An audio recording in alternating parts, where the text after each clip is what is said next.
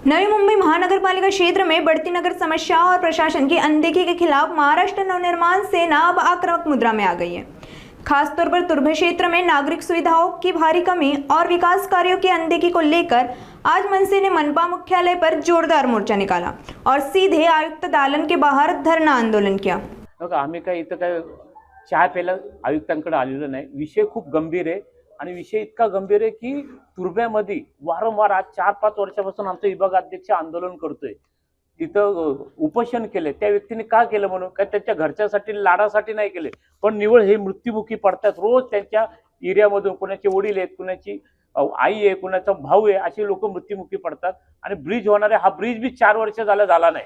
त्याच्यामुळे या राग आणि रोष आहे आमच्या चंद्रकांत दरवेळेला इथं दालनात येतो, महापालिकेत येतो, आयुक्त अभियंत्याला भेटले पण उत्तर बरोबर भेटलं नाही। आयुक्तांनी बी मध्ये काय सांगितलं की 8 महिन्या अगोदर की आम्ही देतो म्हणून स्कायवॉक, पण यांनी दिलेला नाहीये आणि त्याच्यामुळं हा राग कुठेतरी आज ही कितीतरी मोठी जनता तुर्भ्या स्टोअरची मार्केटला येते, मार्केटमधून परत पलीकडे जाते। तर हे कुठेतरी आयुक्त आणि आयुक्तांच्या खालची टीम ही कुठेतरी ठेकेदाराच्या नावाखाली 24-25 कोटीचं काम त्या ब्रिजचं आज 50 कोटीवर नेले।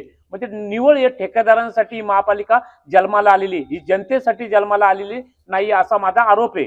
म्हणून माझं असं म्हणणं आयुक्तांनी आता तरी पदचारी पूल जर तुम्ही देणार आहे तर देत नसल्यान तर आम्ही इथून उठणार नाही।